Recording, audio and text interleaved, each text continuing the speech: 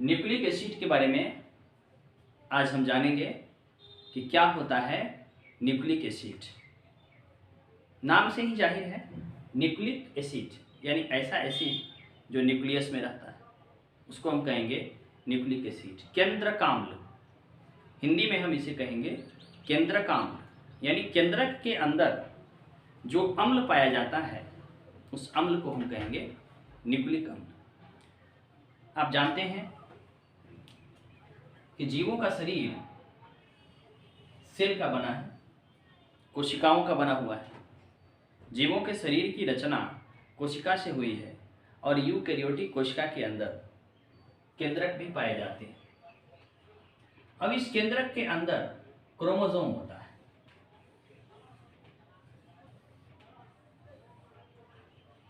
Chromosome के भीतर पाए जाने वाली रासायनिक संरचना न्यूक्लिक अम्ल होती है।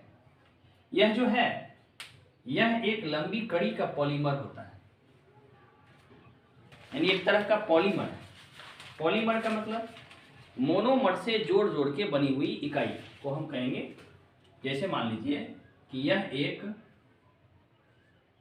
एक इकाई है और इससे एक दूसरी इकाई जुड़ गई, फिर इससे एक तीसरी इकाई जुड़ गई, तो इस तरह से जो 3 इकाइयाँ बनी, 4 इकाइयाँ बनी, ये इकाइयाँ जब आपस में जुड़ती चली जाएगी तो इसको हम बोलेंगे कि यह पॉलीमर हो गया है, ये बहुलक हो गया है।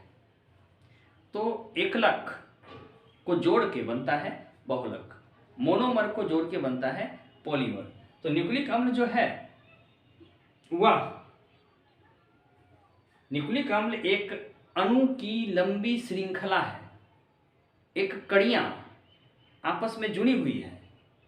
ये कड़ियाँ कई कड़ियों से जुड़ी हुई है, इसे हम न्यूक्लिक अम्ल कहेंगे। वास्तव में न्यूक्लिक अम्ल जो है यह क्रोमोसोम में विद्यमान है।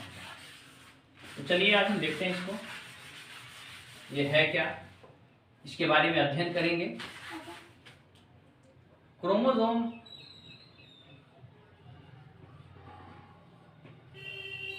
के भीतर एक सब्सटेंस होता है, केमिकल सब्सटेंस होता है, जिसको हम न्यूक्लियोप्रोटीन कहते हैं। न्यूक्लियोप्रोटीन। अब यहाँ नाम से ही आप देखिए कि इसमें निश्चित रूप से 2 चीजें पाई जाती होंगी। एक पाया जा रहा है न्यूक्लिक एसिड, और जो दूसरी चीज है वो है प्रोटीन। यहाँ आप देख सकते हैं न्यूक्लिक एसिड यानी न्यूक्लिक प्रोटीन के अंदर न्यूक्लिक एसिड है और प्रोटीन है। न्यूक्लिक प्रोटीन के भीतर एक हो गया न्यूक्लिक एसिड, दूसरा हो गया प्रोटीन। अब ये जो प्रोटीन है, वैसे तो प्रोटीन कई प्रकार के होते हैं, कई तरह के होते हैं प्रोटीन, सिंपल प्रोटीन, डिरिव्ड प्रोटीन, लेकिन यहाँ पर जो प्रोटीन है इस प्रोटीन को हम कहेंगे हिस्टोन।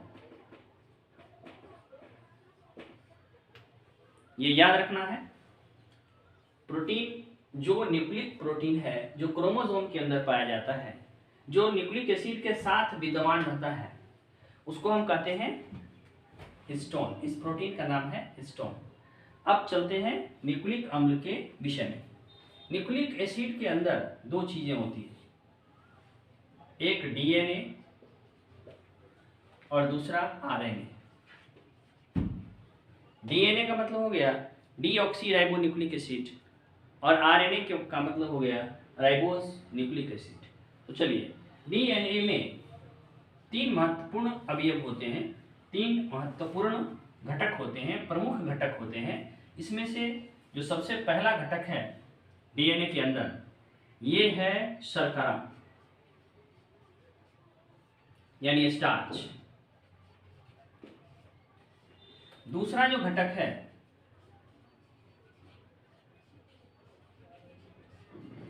वह है फॉस्फेट, और तीसरा जो घटक है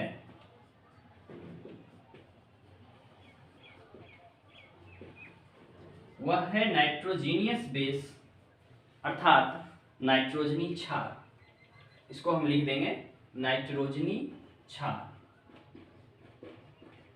तो मुख्य रूप से 3 घटक डीएनए के अंदर हैं, डीऑक्सी राइबोन्यूक्लिक एसिड के भीतर तीन घटक हैं। एक है स्टार्च, दूसरा है फॉस्फेट